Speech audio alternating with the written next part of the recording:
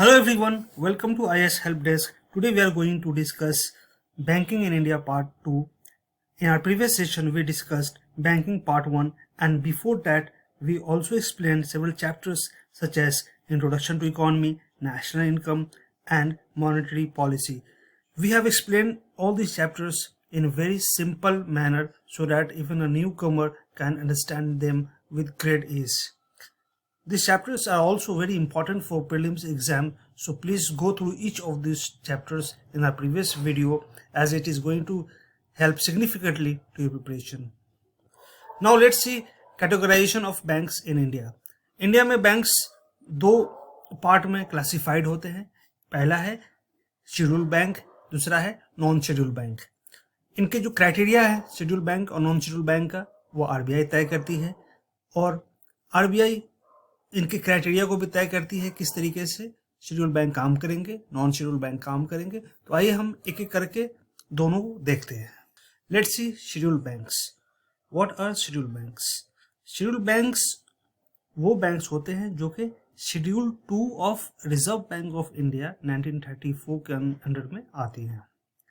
ये बैंक का जो पेड अप कैपिटल होता है वो होता है एटलीस्ट ₹5 लाख और अबव पेड अप कैपिटल की जरूरत होती है शेड्यूल बैंक बनने के लिए. क्राइटेरिया आरबीआई सेट करती है.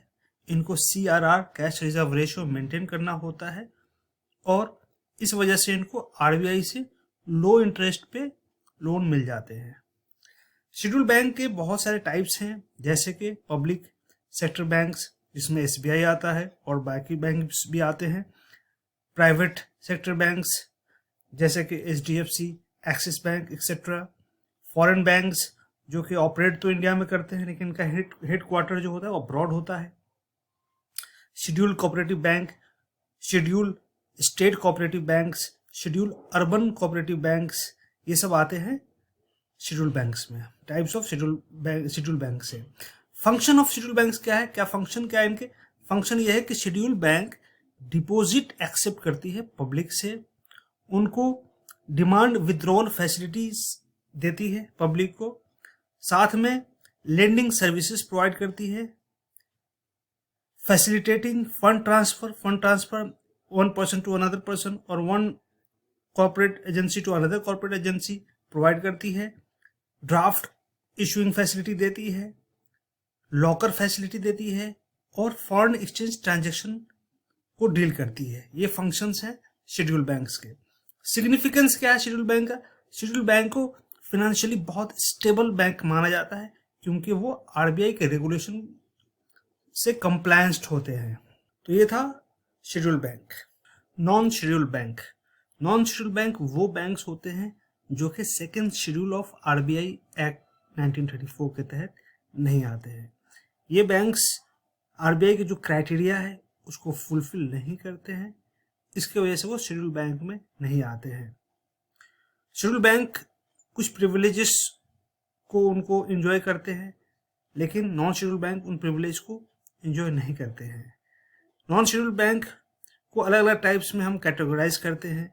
जैसे कुछ cooperative bank non schedule bank में आते हैं.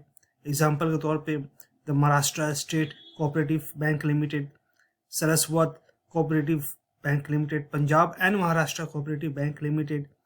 कुछ आरआरबीज जैसे रीजनल रूरल बैंक्स भी आते हैं नॉन शेड्यूल बैंक्स में. उत्तराखंड ग्रामीण बैंक, आंध्र प्रदेश प्रगति ग्रामीण बैंक इसके एग्जांपल्स हैं. अर्बन कोऑपरेटिव बैंक्स भी कुछ आते हैं नॉन शेड्यूल बैंक्स में जैसे कि राजकोट नागरिक सहकारी bank limited, citizen credit cooperative bank limited. NBFC भी नॉन शेड्यूल बैंक्स में कुछ आते हैं जैसे Bajaj finance limited, Mahindra and Mahindra financial services limited. तो हम देखते हैं कि जो नॉन शेड्यूल बैंक्स हैं भले ही उनको प्रिविलेज शेड्यूल बैंक की तरह नहीं मिलता है लेकिन ये बहुत वाइटल रोल निभाते हैं इंडियन फाइनेंशियल सिस्टम में.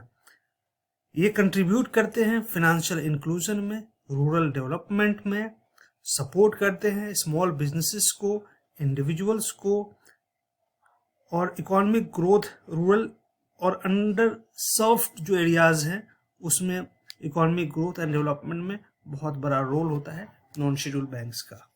Now let's see the difference between schedule bank and non schedule bank. कुछ और हम डिफरेंस देखेंगे ताकि इनका मीनिंग और डिफरेंस हमें और क्लियर हो जाए। रेगुलेशन जो कि हम ऑलरेडी डिस्कस कर चुके हैं, second schedule of RBI act 1934 के तहत शेड्यूल बैंक आते हैं जो कि नॉन शेड्यूल बैंक नहीं आते हैं।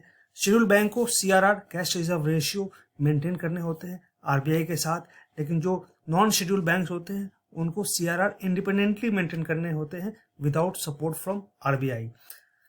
जो शेड्यूल बैंक होते हैं वो आरबीआई से फंड बोरो करते हैं टाइम टू टाइम अपने रेगुलर बैंकिंग सर्विसेज के लिए, लेकिन जो नॉन शेड्यूल बैंक हैं उनको बोरो करने की जो सुविधा है, फैसिलिटी है, नहीं मिलती है आरबीआई से। जो शेड्यूल बैंक है वो रिटर्न भरते हैं आरबीआई के पास, पीरियोडिक रिटर्न सबमिट करते हैं, लेकिन जो नॉन शेड्यूल बैंक है वो रिटर्न सबमिट नहीं करते हैं। फिफ्थ एंड मोस्ट इम्पॉर्टेंट जो डिफरेंस है कि जो शेड्यूल बैंक है उनको वो क्लियरिंग हाउस के मेंबर होते हैं, लेकिन जो नॉन शेड्यूल बैंक है वो क्लियरिंग हाउस के मेंबरशिप उनको नहीं दी जाती है। Commercial banks in India. India में 3 टाइप्स ऑफ कमर्शियल बैंक्स होते हैं, public sector banks, private sector banks and foreign banks in India. Sector banks वो बैंक होते हैं जो कि own and operated by government होते हैं, यानी कि गवर्नमेंट उनको ओन करती है और गवर्नमेंट ही उनको ऑपरेट करती है। ये बैंक्स बहुत क्रूशियल रोल प्ले करते हैं बैंकिंग और फाइनेंशियल सिस्टम में इंडिया में, और डाइवर्स नीड को ये कैटर करते हैं, इंडिविजुअल का, बिजनेस का और गवर्नमेंट एंटिटीज का। आरबीआई के तहत इनको रेगुलेट किया जाता है। इनके फंक्शंस कुछ ये हैं, जैसे ये एक्सेप्टेंस ऑफ डिपॉजिट लेते हैं ये इंडिविजुअल से, बिजनेस से, इंस्टीट्यूशन से। लेंडिंग सर्विसेज प्रोवाइड करती है जैसे कि home loan, personal loan, business loan, agriculture loan. Payment services provide करती है जैसे कि एनईएफटी, आरटीजीएस, आईएमपीएस, यूपीआई, ताकि स्मूथ फंड ट्रांसफर हो सके। इन्वेस्टमेंट सर्विसेज प्रोवाइड करती है जैसे फिक्स डिपॉजिट हो गया, पेंशन स्कीम्स हो गए। गवर्नमेंट बैंकिंग प्रोवाइड करती है, सर्विसेज प्रोवाइड करती है, जैसे गवर्नमेंट के जो पब्लिक सेक्टर के जो फंड है उनको मैनेज करती है। गवर्नमेंट के जो स्कीम्स हैं, इनिशिएटिव्स हैं, उनमें ये पार्टिसिपेट करती हैं। ऑब्जेक्टिव पब्लिक सेक्टर बैंक्स का कुछ अलग है प्राइवेट सेक्टर बैंक से। पहला ऑब्जेक्टिव तो ये है कि फाइनेंशियल इंक्लूजन को लाना, यानी कि हर जगह जहाँ पे बैंक नहीं है, जहाँ पे बैंकिंग फैसिलिटी नहीं है, अनबैंक्ड एरिया या अंडर बैंक्ड एरिया जहाँ बैंक है ही नहीं या बैंक है भी तो बहुत कम है, वहाँ पे बैंकिंग सर्विसेज पहुँचाना, क्रेडिट सपोर्ट देना, एग्रीकल्चर सेक्टर को, एमएसएमई को, वीकर सेक्शन ऑफ सोसाइटी को स्टेबिलिटी एंड ग्रोथ प्रोवाइड करना, स्टेबिलिटी एंड ग्रोथ प्रोवाइड करती है। रिस्क मैनेजमेंट प्रोवाइड करती है, कस्टमर सर्विसेज देती है, कस्टमर फ्रेंडली सर्विसेज देना इनका ऑब्जेक्टिव होता है। सोशल रिस्पॉन्सिबिलिटीज भी होते हैं पब्लिक सेक्टर बैंक्स के, जैसे कि community development, education, health and environment sustainability.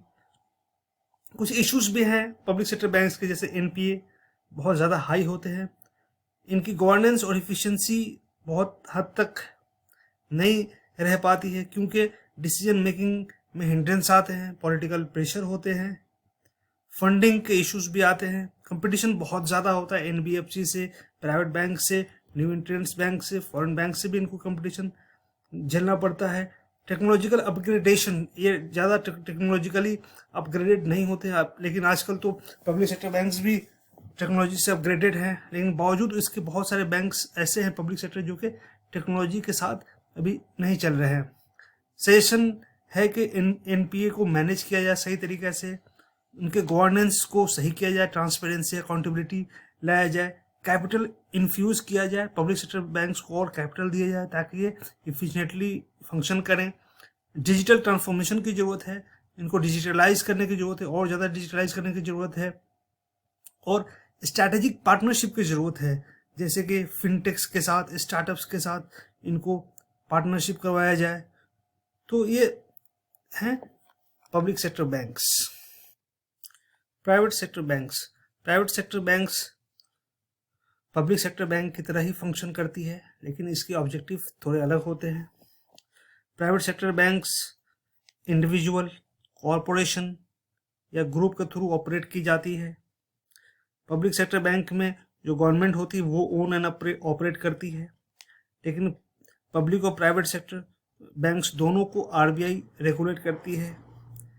In banks का प्राइवेट सेक्टर बैंक्स का बहुत बड़ा कंट्रीब्यूशन होता है इंडियन फाइनेंशियल सिस्टम में। ये फाइनेंशियल सर्विसेज प्रोवाइड करती है इंडिविजुअल को, बिजनेस को, इंस्टीट्यूशंस को। कुछ फंक्शंस ये हैं प्राइवेट सेक्टर बैंक्स के। ये डिपॉजिट लेती हैं कस्टमर से, जैसे कि saving account, current account, fixed deposit, recurring deposit. ये लेंडिंग सर्विसेज प्रोवाइड करती है, जैसे कि personal loan, home loan, auto loan, business loan, credit card facilities देती है। इन्वेस्टमेंट सर्विसेज भी प्रोवाइड करती है। पेमेंट सर्विसेज प्रोवाइड करती है, जैसे कि electronic fund transfer, online banking, mobile banking. Advisory services भी प्रोवाइड करती है private sector banks. Private sector banks के जो ऑब्जेक्टिव हैं वो पब्लिक सेक्टर बैंक से थोड़े अलग होते हैं। पब्लिक सेक्टर बैंक्स का सोशल ऑब्जेक्टिव भी होता है, लेकिन जो प्राइवेट सेक्टर बैंक है इनके सोशल ऑब्जेक्टिव नहीं होते हैं। इनका मेन मकसद होता है प्रॉफिट मैक्सिमाइजेशन, ज़्यादा से ज़्यादा प्रॉफिट को बढ़ाया जाए। कस्टमर सर्विस एक्सीलेंस पे बहुत ज़्यादा ध्यान देते हैं। पर्सनलाइज बैंकिंग एक्सपीरियंस लोग फेस करते हैं।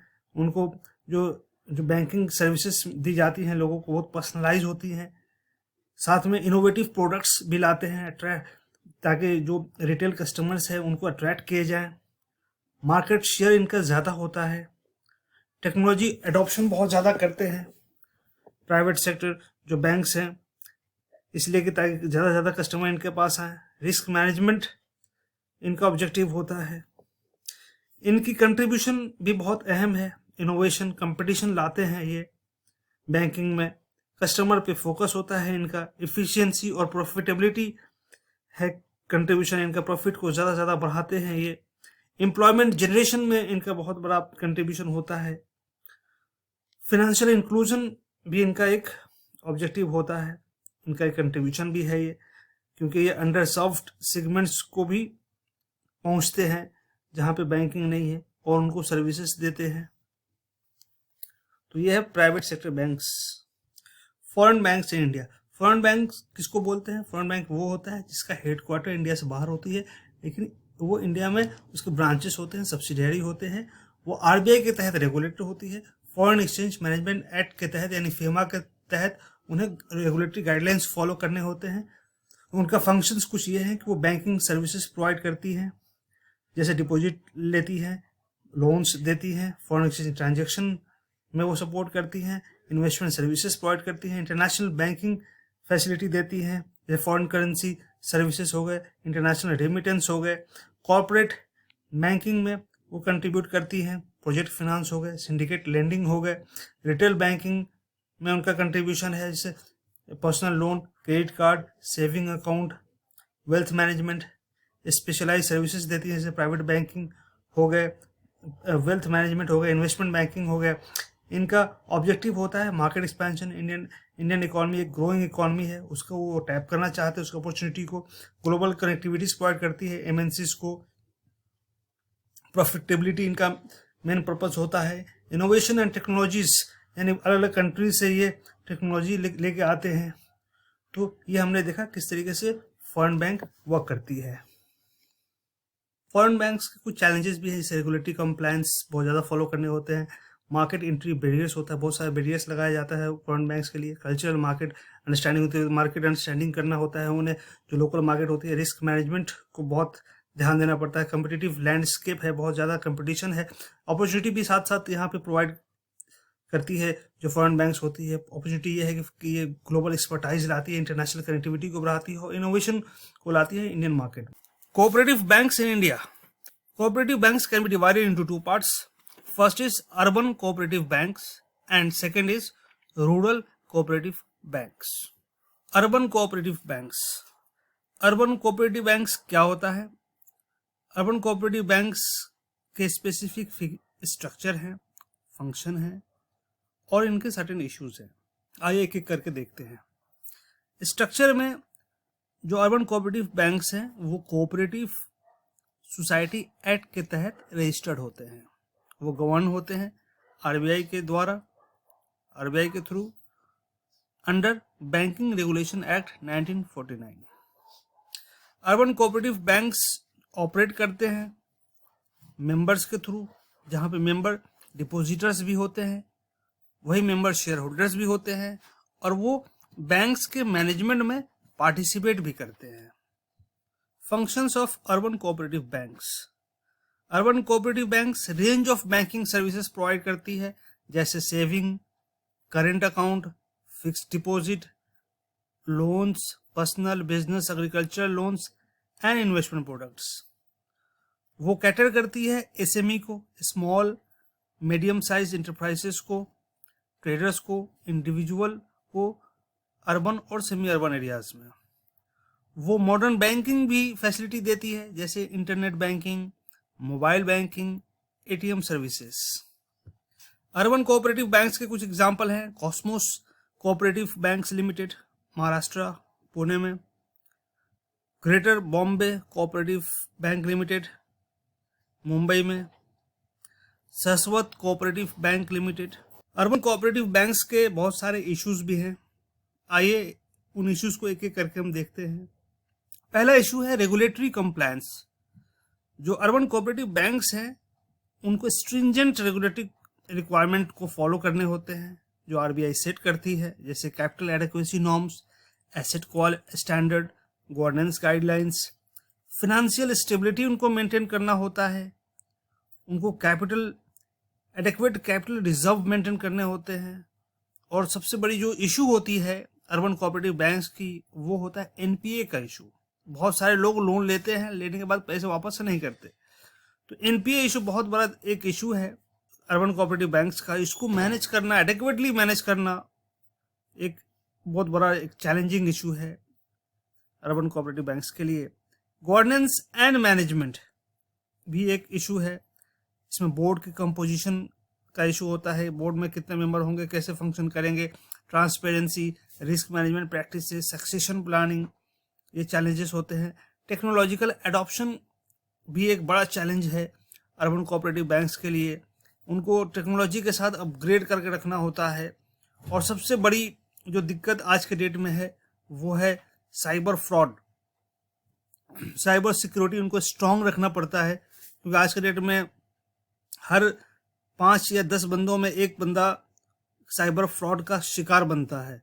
उसको कंट्रोल करना, उसको चेक करना, और जो पब्लिक की जो फंडिंग है, उनकी सेफ्टी है, इकोनॉमिक सेफ्टी है, जो उन्होंने पैसे जमा किए हैं, उसको प्रोटेक्ट करना अर्बन कोऑपरेटिव बैंक्स की जिम्मेदारी होती है। तो ये सब चैलेंजेस हैं urban. Rural cooperative banks, RCBs. Rural cooperative bank का एक बहुत क्रूशियल रोल होता है बैंकिंग सर्विसेज में, जो कि रूरल एरियाज में वो अपनी सर्विसेज देते हैं। एग्रीकल्चर और रूरल डेवलपमेंट को प्रमोट करती है आरसीबीज। आरसीबीज का जो स्ट्रक्चर है वो कुछ इस तरीके से है कि ये 2 पार्ट में डिवाइड होता है। पहला होता है primary agricultural credit societies, PACS, ये ग्रास रूट पे होता है। और डिस्ट्रिक्ट लेवल पे होता है district central cooperative banks, DCCBs, district level पे होता है ये। RCBs are govern by Reserve bank of India and state cooperative department. RBI और स्टेट कोऑपरेटिव डिपार्टमेंट दोनों गवर्न करती है रूरल कोऑपरेटिव बैंक्स को। फंक्शंस आरसीबीज के क्या हैं, पहला देखते हैं हम प्राइमरी एग्रीकल्चरल क्रेडिट सोसाइटी का फंक्शन। जो पैक्स का जो फंक्शन है वो क्रेडिट फैसिलिटी प्रोवाइड करती है, क्रॉप लोन प्रोवाइड करती है फार्मर्स को एग्रीकल्चरल पर्पसेस के लिए। पैक्स सेविंग अकाउंट भी ऑफर करती है, लॉकर फैसिलिटी भी ऑफर करती है, और अदर बैंकिंग सर्विसेज ऑफर करती है रूरल रेसिडेंट्स के लिए। अब देखते हैं डिस्ट्रिक्ट सेंट्रल कोऑपरेटिव बैंक्स के क्या फंक्शंस हैं। इनके फंक्शंस है, चूंकि ये इंटरमीडियरी है पैक्स और आरबीआई के बीच में, इनका फंक्शन यह है कि ये रिसोर्स को मैनेज करते हैं, एग्रीकल्चरल लोन को फैसिलिटेट करते हैं, रूरल डेवलपमेंट स्कीम्स को ये लागू करते हैं और क्रेडिट देते हैं स्मॉल स्केल इंडस्ट्रीज को। डिस्ट्रिक्ट कोऑपरेटिव बैंक्स कुछ सर्विसेज भी देती है, जैसे कि डिपॉजिट अकाउंट, लोन और agricultural finance. Rural cooperative banks के बहुत सारे इश्यूज भी हैं, जैसे क्रेडिट रिस्क। जिनको ये लोन देती है वो काफ़ी स्मॉल और मार्जिनल फार्मर्स होते हैं, जिनकी जो कैपेसिटी होती है लोन रीपेमेंट की बहुत लिमिटेड होती है, यानी लेने के बाद उनके पास इतनी कैपेसिटी ही नहीं होती है कि वो वापस पैसे को दे पाए, तभी बहुत ज़्यादा डिफ़ॉल्ट होता है। लोन वेवर भी हम सुनते रहते हैं कि फार्मर्स का इतना लोन वेवर कर दिया गया, तो यही होता है कि उनका अगर एग्रीकल्चर सही से परफॉर्म नहीं कर पाता है तो वो डिफ़ॉल्ट कर जाते हैं फार्मर्स। तो ये इशू है रूरल कोऑपरेटिव बैंक का। फिनेंशियल वायबिलिटी एक भी इशू है, उनको इफेक्टिव मैनेजमेंट करना होता है अपने एसेट का, लायबिलिटी का और कैपिटल का, ताकि स्टेबिलिटी और सॉल्वेंसी को मेंटेन रख पाए। गवर्नेंस और इफिशिएंसी का इशू होता है, ऑपरेशनल इनएफिशिएंसी, इनके पास आउटडेटेड टेक्नोलॉजी होती है। रूरल कोऑपरेटिव बैंक के पास पुराने जो चला आ रहा है वही टेक्नोलॉजी को यूज करते हैं, ज़्यादा टेक्नोलॉजी से वो जुड़ते नहीं हैं। इसकी वजह से उनका जो कैपेसिटी है वो इम्पैक्ट करता है और कमर्शियल बैंक की तरह परफॉर्म नहीं कर पाती है। रेगुलेटरी कंप्लायंस भी एक इशू है रूरल कोऑपरेटिव बैंक के साथ। कुछ एग्जांपल हैं रूरल कोऑपरेटिव बैंक्स के: Kerala state cooperative banks, Amul dairy cooperative, Madhya Pradesh Rajya Sahakari bank, ये कुछ एग्जांपल है। तो हमने देखा रूरल कोऑपरेटिव बैंक किस तरीके से फंक्शन करती है, क्या इसका स्ट्रक्चर है। Differentiated banks in India. Differentiated banks payment bank और स्मॉल फाइनेंस बैंक्स को कहते हैं। ये आरबीआई ने इसको इंट्रोड्यूस किया था। इंट्रोड्यूस करने का पर्पस था फिनेंशियल इंक्लूजन कुछ स्पेसिफिक सेगमेंट ऑफ पॉपुलेशन के लिए। तो आइए हम डिटेल में देखते हैं पेमेंट बैंक और स्मॉल फाइनेंस बैंक एक एक करके। पेमेंट बैंक्स क्या होता है? ये एक नया कैटेगरी ऑफ बैंक है जो कि आरबीआई ने इंट्रोड्यूस किया है डिजिटल ट्रांजैक्शन को फैसिलिटेट करने के लिए और बेसिक बैंकिंग सर्विसेज को प्रोवाइड करने के लिए, specially under served segment of population के लिए। इनका ऑब्जेक्टिव क्या होता है पेमेंट बैंक्स का? पेमेंट बैंक का ऑब्जेक्टिव होता है फिनेंशियल इंक्लूजन को प्रमोट करना, स्मॉल सेविंग अकाउंट्स को प्रोवाइड करना, रेमिटेंस सर्विस देना, पेमेंट सॉल्यूशन देना माइग्रेंट वर्कर के लिए, लो इनकम हाउस होल्ड के लिए और अनबैंक्ड एरिया में ऑपरेट करना। इनका स्ट्रक्चर होता है, स्ट्रक्चर किस तरीके से काम करता है? ये रेगुलेटेड होते हैं बैंकिंग रेगुलेशन एक्ट 1949 के तहत, लेकिन ये लेंडिंग फैसिलिटी प्रोवाइड नहीं करते। ये बहुत अहम है पेमेंट बैंक का स्ट्रक्चर कि वो लेंडिंग फैसिलिटी यानी लोन नहीं दे सकते वो ट्रेडिशनल बैंक की तरह। वो डेबिट कार्ड इशू कर सकते हैं, ऑनलाइन ट्रांजैक्शन को फैसिलिटेट कर सकते हैं, पेमेंट और रेमिटेंस सर्विसेज दे सकते हैं। पेमेंट बैंक को मिनिमम कैपिटल रिक्वायरमेंट को मेंटेन करना जरूरी होता है। सर्विस क्या ऑफर करते हैं? वो सेविंग बैंक अकाउंट ऑफर करते हैं, रेमिटेंस सर्विस ऑफर करते हैं जिससे फंड ट्रांसफर होता है from one person to another person, payment services offer करते हैं जैसे बिल पेमेंट हो गया, मोबाइल रिचार्ज हो गया, ऑनलाइन परचेजेस हो गए, डेबिट कार्ड ऑफर करते हैं, ATM withdrawal, point of sale transaction और सबसे बड़ी बात फिनेंशियल इंक्लूजन को प्रमोट करते हैं अंडर सर्व्ड एरियाज में और बड़े लेवल तक लोगों में ये फिनेंशियल इंक्लूजन को पहुंचाते हैं। Easy to access banking services को प्रमोट करते हैं ये। एग्जाम्पल क्या है पेमेंट बैंक के? एयरटेल बैंक, पेटीएम बैंक, ये सब एग्जाम्पल हैं पेमेंट बैंक के। Small finance bank. Small finance bank एक दूसरा कैटेगरी है बैंक्स का जो कि आरबीआई ने इंट्रोड्यूस किया है। किस लिए इंट्रोड्यूस किया है? इसलिए किया है कि स्मॉल बिजनेसेस को कैटर किया जा सके, MSME micro and small industries को प्रमोट किया जा सके, अनऑर्गेनाइज सेक्टर में बैंकिंग सेक्टर को पहुंचाया जा सके। जो स्मॉल फाइनेंस बैंक होते हैं वो इस्टेब्लिश्ड हुई है फिनेंशियल इंक्लूजन को प्रमोट करने के लिए, इसका सबसे बड़ा ऑब्जेक्टिव है, और एमएसएमई को सपोर्ट करने के लिए। स्ट्रक्चर जो स्मॉल फाइनेंस बैंक के हैं वो ऐसे हैं कि ये बैंकिंग रेगुलेशन एक्ट 1949 के तहत रेगुलेटेड होते हैं और इनको रेगुलेटरी नॉर्म्स को कंप्लाई करना होता है। सर्विसेज क्या ऑफर करते हैं? ये सर्विस ऑफर करते हैं saving bank, saving account, current account, fix deposit, recurring deposit offer करते हैं। लेंडिंग एक्टिविटीज क्या है इनके? लोन प्रोवाइड करते हैं, क्रेडिट फैसिलिटी प्रोवाइड करते हैं स्मॉल बिजनेसेस को, एमएसएमई को, फार्मर्स को, इंडिविजुअल को, अलग अलग पर्पजेस के लिए, जैसे वर्किंग कैपिटल के लिए। सबसे बड़ा इनका मकसद है फिनेंशियल इंक्लूजन को प्रमोट करना, अनबैंक्ड, अंडर बैंक्ड सेगमेंट में प्रोमोटिंग फाइनेंशियल सेविंग हैबिट, लोगों में सेविंग हैबिट को प्रमोट करना, एट अफोर्डेबल क्रेडिट के साथ अफोर्डेबल क्रेडिट होना चाहिए। टेक्नोलॉजिकल इंटीग्रेशन, टेक्नोलॉजिकली इंटीग्रेट करते हैं ये। ऑनलाइन लोन एप्लीकेशन को फैसिलिटेट करते हैं, मोबाइल बैंकिंग को फैसिलिटेट करते हैं।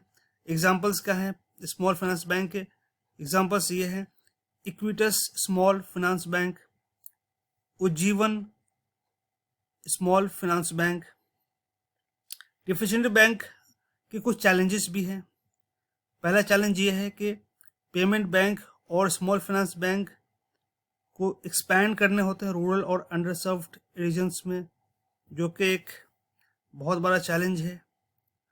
रेगुलेटरी कंप्लायंस, इनको रेगुलेटरी कंप्लायंस को फॉलो करने होते हैं। अभी हमने पेटीएम बैंक का केस देखा था। इनके बहुत सारे जो फंक्शन हैं उसको लिमिट कर दिया गया है आरबीआई के तहत। कैपिटल एडिक्वेसी इनको मेंटेन करने होते हैं, रिस्क को इफेक्टिवली मैनेज करने होते हैं, इनको सस्टेन करना होता है। इकोनॉमिक बहुत सारे चैलेंजेस होते हैं, उसको सस्टेन करना होता है। टेक्नोलॉजिकल एडॉप्शन एक चैलेंज है। साइबर सिक्योरिटी, साइबर फ्रॉड को इनको डील करना होता है। आए दिन पेटीएम फ्रॉड होता है, पेटीएम से लोगों के पैसे निकाल लिए जाते हैं फ्रॉड के थ्रू, तो ये सब एक बहुत बड़ा चैलेंज है। इनका कंपटीशन ट्रेडिशनल बैंक से होता है जिनके पास फैसिलिटीज बहुत सारे हैं, ये एक चैलेंज है। तो ये हमने देखा किस तरीके से स्मॉल फाइनेंस बैंक काम करती है और क्या इसके चैलेंजेस हैं। डेवलपमेंट फाइनेंशियल इंस्टीट्यूशंस, इसको डेवलपमेंट बैंक भी कहते हैं। ये बहुत क्रूशल रोल प्ले करती है इकोनॉमिक ग्रोथ में, डेवलपमेंट में और लॉन्ग टर्म फाइनेंस को प्रोवाइड करने में। इनके फंक्शंस हैं, लॉन्ग टर्म फाइनेंसिंग करती है ये एसएमई, एमएसएमई को, agriculture, small scale medium enterprises को, risk mitigations, sectoral focus. For example IDBI का फंक्शन है इंडस्ट्रियल डेवलपमेंट को प्रमोट करना, नाबार्ड का फंक्शन है एग्रीकल्चरल रूरल डेवलपमेंट को प्रमोट करना, capacity building, technical assistance, training programmes को कंडक्ट करती हैं ये डीएफआईस। इसके भी बहुत सारे चैलेंजेस हैं, जैसे फंड कंस्ट्रेंट हैं, उनको लॉन्ग टर्म फंड को मोबिलाइज करने में बहुत सारी दिक्कतें आती हैं, इसलिए गवर्नमेंट सपोर्ट पे ये डिपेंडेंट होते हैं। Asset liability match, asset means long term loans, liability means short term deposit and borrowing का मिसमैच जनरली होता है, एक परसिस्टेंट चैलेंज होता है। रेगुलेटरी चैलेंजेस होते हैं, इनको गवर्नमेंट स्टैंडर्ड को मेंटेन रखना होता है, एडिक्वेसी, कैपिटल एडिक्वेसी को मेंटेन रखना होता है, कंपटीशन एंड कोलैबोरेशन, इनको एनबीएफसीज और अदर फाइनेंशियल इंस्टीट्यूशन से बहुत सारे कंपटीशन होते हैं, तो ये सब इश्यूज है। रिस्क मैनेजमेंट इनको मेंटेन करके रखना पड़ता है। एग्जाम्पल हैं आईडीबीआई, नाबार्ड, सीडबी, ये सब एग्जाम्पल हैं इनके। NABARD, national bank for agriculture and rural development. NABARD को कॉर्नर स्टोन कहा जाता है रूरल डेवलपमेंट लैंडस्केप के लिए। इसका एस्टेब्लिशमेंट हुआ था 1982 में। नाबार्ड एक्ट 1981 के तहत इस्टेब्लिश हुई थी। नाबार्ड का प्राइमरी मैंडेट है सस्टेनेबल और इक्विटेबल एग्रीकल्चर और रूरल डेवलपमेंट को प्रमोट करना। नाबार्ड का पहला फंक्शन है क्रेडिट प्रोविजंस, जिसके तहत ये एसएचजीज को, रूरल आर्टिसंस को, एग्रीकल्चर कोऑपरेटिव को क्रेडिट प्रोवाइड करती है। ये रीफिनांस सपोर्ट देती है। रीफिनांस मतलब आरआरबीज को, रीजनल रूरल बैंक्स को, कमर्शियल बैंक्स को, कोऑपरेटिव बैंक्स को रीफिनांस करती है। इनको वो फाइनेंस करती है और आरआरबीज पब्लिक को फाइनेंस करती है। तो इस तरीके से इनको ये सपोर्ट करती है ताकि फ्लो ऑफ क्रेडिट मेंटेन रहे। रूरल इंफ्रास्ट्रक्चर डेवलपमेंट को प्रमोट करती है नाबार्ड। नाबार्ड का फंड है जो सपोर्ट करता है rural infrastructure, irrigation project, rural road, water conservation initiative, cold storage facilities, market yards. ये सस्टेनेबल एग्रीकल्चरल प्रैक्टिसेस को भी प्रमोट करती है जैसे watershed management, rural electrifications. NABARD institutional development को प्रमोट करती है जैसे एग्रीकल्चरल कोऑपरेटिव्स को, फार्मर प्रोड्यूसर ऑर्गेनाइजेशन को सपोर्ट करती है ये, माइक्रो फाइनेंस इंस्टीट्यूशन को सपोर्ट करती है ये। पॉलिसी एडवोकेसी और रिसर्च में भी नाबार्ड अपना एक अहम रोल निभाती है, जैसे ये रिसर्च कंडक्ट करती है, स्टडीज कंडक्ट करती है, पॉलिसी एनालिसिस करती है एग्रीकल्चर और रूरल डेवलपमेंट पे कि किस तरीके से रूरल डेवलपमेंट हो रहा है, नाबार्ड ने जो इनिशिएटिव लिए हैं हो रहा भी है या नहीं हो रहा है, नहीं हो रहा तो क्यों नहीं हो रहा है, तमाम चीज़ें वो एनालाइज करती है। इनिशिएटिव और इम्पैक्ट क्या है इसका? रूरल क्रेडिट एक्सपेंशन में नाबार्ड का एक बहुत बड़ा रोल रहा है। मिलियंस ऑफ स्मॉल और मार्जिनल फार्मर्स को सपोर्ट किया है नाबार्ड ने, रूरल एंटरप्रेन्योर्स को प्रमोट किया है, एग्रीप्रेन्योर्स को इन्होंने प्रमोट किया है। नाबार्ड के हेल्प के तहत एसएचजीज को बड़ा फायदा हुआ है। वुमेन जो रूरल एरियाज में हैं उनको क्रेडिट मिल पाया है, वो सेविंग कर पाई हैं और वो इन्वेस्ट कर पाई हैं इनकम जनरेटिंग एक्टिविटीज़ में। नाबार्ड का रूरल डेवलपमेंट में बहुत बड़ा रोल रहा है, इरिगेशन प्रोजेक्ट में, रूरल कनेक्टिविटी में, पोस्ट हार्वेस्ट मैनेजमेंट फैसिलिटीज़ में। नाबार्ड इंस्टीट्यूशनल स्ट्रेंथनिंग में भी बहुत बड़ा रोल निभाया है, जैसे रूरल फाइनेंस इंस्टीट्यूशन को प्रमोट किया, उनके गवर्नेंस को प्रमोट किया, फाइनेंशियल मैनेजमेंट को अच्छा किया। इनोवेटिव प्रोग्राम भी लाती रही है नाबार्ड टाइम पे, जैसे rural innovative fund RIF, tribal development fund TDF, farmer producer organisation development fund FPODF, ताकि एक इनोवेशन को प्रमोट किया जा सके, इंक्लूसिविटी को लाया जा सके और एंटरप्रेन्योरशिप लाया जा सके रूरल एरियाज में। नाबार्ड के चैलेंजेस भी हैं कई सारे। रिसोर्स मोबिलाइजेशन चैलेंज है कि किस तरीके से रिसोर्स को मोबिलाइज किया जाए, किस तरीके से फंडिंग को मोबिलाइज किया जाए। टेक्नोलॉजिकल एडॉप्शन एक बड़ा चैलेंज है कि टेक्नोलॉजी के साथ कैसे अपग्रेड किया जाए। क्लाइमेट रेजिलियंस एक चैलेंज है कि क्लाइमेट स्मार्ट एग्रीकल्चर को कैसे प्रमोट किया जाए, इंक्लूसिव ग्रोथ को कैसे प्रमोट किया जाए, मार्जिनलाइज कम्युनिटीज़ को, वीमेन को। तो ये सब चैलेंजेस है इसके। तो हमने देखा कि नाबार्ड किस तरीके से फंक्शन करती है और क्या इसके चैलेंजेस हैं। SIDBI, what is SIDBI? It is Small Industries Development Bank of SIDBI is established हुई थी 1990 में under small industries development bank of India act के तहत। इसका फंक्शन क्या है? ये एंटरप्रेन्योरशिप को प्रमोट करती है, इनोवेशन को प्रमोट करती है और ग्रोथ को फैसिलिटेट करती है स्मॉल और मीडियम स्केल सेक्टर के लिए। फंक्शंस SIDBI के क्या क्या हैं? ये क्रेडिट, पहला क्रेडिट फंक्शन जो MSME को ये क्रेडिट प्रोवाइड करती है, NBFCs को सपोर्ट करती है ये। रिस्क कैपिटल इसके दूसरा फंक्शन है, ग्रोथ स्टार्टअप्स के लिए, ग्रोथ स्टेज कंपनी के लिए रिस्क कैपिटल मैनेज करती है।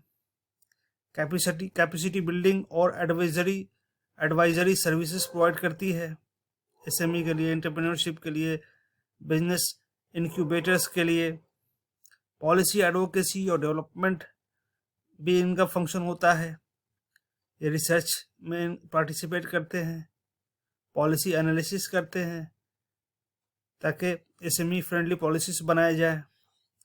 Initiative for impact, credit access, ऐसे जो SIDBI है इनका सबसे बड़ा रोल ये रहा है कि बिजनेसेस को एक्सपैंड करने में, कैपेसिटी बिल्डिंग करने में, टेक्नोलॉजी अपग्रेड करने में इनका बहुत बड़ा हाथ है। वेंचर कैपिटल और इनोवेशन को ये प्रमोट करते हैं, रिस्क कैपिटल को प्रोवाइड करते हैं, मेंटरिंग प्रोवाइड करते हैं, कैपेसिटी बिल्डिंग और स्किल डेवलपमेंट में इनका बहुत बड़ा रोल है। SME को कैपेसिटी बिल्डिंग प्रोवाइड करते हैं, ये स्किल बिल्डिंग प्रोवाइड करते हैं, नॉलेज और एक्सपर्टाइज देते हैं, टूल्स देते हैं ताकि प्रोडक्टिविटी को इम्प्रूव किया जाए। डिजिटल ट्रांसफॉर्मेशन में भी इनका रोल है, किस तरीके से डिजिटली ट्रांसफॉर्म किया जाए। कुछ चैलेंजेस भी हैं सिडबी के, फाइनेंशियल कंस्ट्रेंट्स हैं, टेक्नोलॉजिकल एडॉप्शन है, रीजनल डिस्पैरिटी है। तो ये हमने देखा किस तरीके से सिडबी वर्क करती है और क्या इसके चैलेंजेस है। With this we end the second part of banking. We will meet with the third part of banking shortly. Thank you very much. Please like, share and subscribe.